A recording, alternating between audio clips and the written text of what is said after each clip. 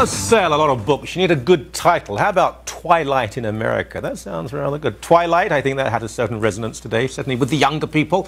There was Twilight of the Gods. And anyway, but this book is different. It's about the future of the United States and threats of terrorism. And it's worrying and it's frightening. That doesn't mean it's untrue, though. Martin Moyer is the author. He's in Forest, Virginia. He joins us now by Skype. Welcome to you, sir. Thanks. Good to be here. Twilight in America. Explain. Yes. You know, a lot of Canadians, a lot of Americans had never heard of this particular terrorist group before called Muslims of the Americas. Muslims of the Americas? Yeah, Muslims of the Americas. They have about 36 Islamic compounds scattered throughout the United States. They actually have one in Canada. And their goal is to basically commit jihad against the Americas, including the United States and Canada. Sorry to interrupt you. Where in Canada? It's near Ottawa. It's about 2.5 hours northeast of Toronto. Well, I mean, that's... when you say near Ottawa, that would mean it's nearer Toronto than Ottawa. I mean, Toronto's about 4 hours, 5 hours from Ottawa. Yeah, you know, that wasn't of course, I focused a lot on the American camps, and let me look over here, and it's near a place called Combermere. Combermere? Yes. I know Combermere quite well. It's actually a center of Catholic education. I've never seen an Islamic training camp up there. Well, you know, you can actually be right next to these training camps and live near them and not know they're there. That's one of the goals of Sheikh Jilani when he established these camps, is to put them in places that are very hard to detect and actually quite scary to venture upon when you run across of them. But you had a newspaper a number of years ago do a big feature on this particular camp that you have there. Right. And the reason why is because two of the members of this group tried to cross into Canada in the early 90s and blow up a Hindu temple and an Indian theater, which your law enforcement authorities said would have killed hundreds, if not thousands, if this terror plot had not been figured out and these individuals arrested. Well, I mean, it's certainly true. I mean, Combermere is a very forested area that you could... you could own 20, 30 acres, no one will never see what was going on in there. But I mean, I assume that the intelligence agencies of this country in the United States are keeping a pretty close eye on people who may be plotting any sort of violent attack. Well, you know, I interviewed a former undercover agent for the New York City Police Department. He spent 8 years inside of this particular terrorist group called Muslims of the Americas. And he said, you know, they continue to commit crimes of white-collar crimes, such as unemployment scams. They run drugs. They run guns. They have brothels.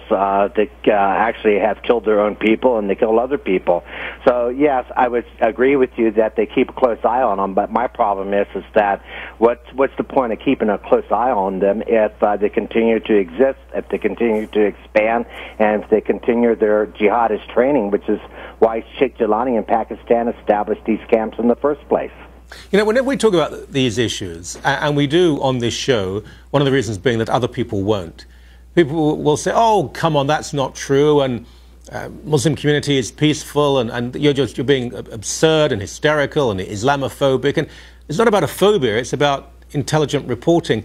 There are people within, surely this is obvious, there are people within the Islamic world and the Islamic diaspora community who detest what North America stands for. And the more violent, and some of the younger members of this group, these groups, would like to commit terror. Just on a few days ago, we interviewed someone who was a victim in Copenhagen of an attempted murder because he edits a newspaper. Why do you think there's so much denial? Why are so many people refusing to embrace the reality that there is a threat out there? You know, I think it's hard to believe. We found out about this particular group because we were printing some material explaining to our supporters why radical Islam wanted to kill Westerners and Christians. We had a former undercover FBI agent come to us and say, you may want to be careful what we're putting out because there's an Islamic terrorist training camp that sits about 30 miles from our office. So here you got one that's just 30 miles from where we're at. We did not even know it existed. That was probably back in 2006, and we set out on a venture to find out, well, if there are Islamic terrorist camps, and the FBI is well aware of them, and local law enforcement is aware of them. Why do they still exist? And what we concluded is that, look, these people are expanding. There's 3 dozen of them here inside the United States. One was shut down in Colorado. One was abandoned in California.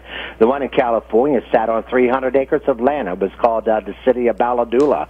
It was finally shut down because the leader of that compound built the state of California out of millions of dollars for setting up a fake charter school scam in that state. Oh, yes, I remember that case. Yeah, it's the same group. Your own law enforcement is very familiar with Muslims of the Americas. They used to go by a name called Jamaat al-Fukra. So when the 5 individuals were arrested in Canada for plotting to blow up the Indian temple and Hindu theater, they knew this group as Jamaat al-Fukra at that time, and later they changed their name to Muslims of the Americas. But they are a very dangerous group, and they produced a hour-and-a-half video called Soldiers of Allah. And in that video, the leader of the group, he extends an invitation to North American Muslims and says, you're welcome to join the most advanced Islamic guerrilla training warfare camp in the world. And you can contact us in upstate New York, in South Carolina, in Pakistan, wherever we are. So it's very clear. It's right out of their own mouths as to what the purpose of these camps are, and that is to wage jihad. And when I spoke to this undercover informant for the NYPD, he goes, look, these kids, they've been here this group's been here for about 3 generations now. All they've been doing is raising these kids, and these kids, all they want to do is to grow up and fight a holy war for their commander, Sheikh Jilani, in Pakistan. And let me say this, most people have never heard of this group, but they have heard of Wall Street Journal reporter Daniel Pearl.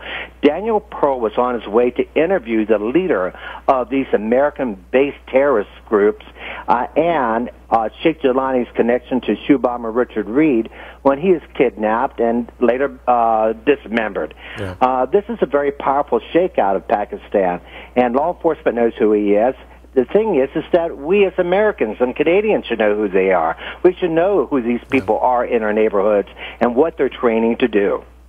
The book is Twilight in America. The author is Martin Moyer. Thank you for your time, sir. All right, thank you. Glad to be here.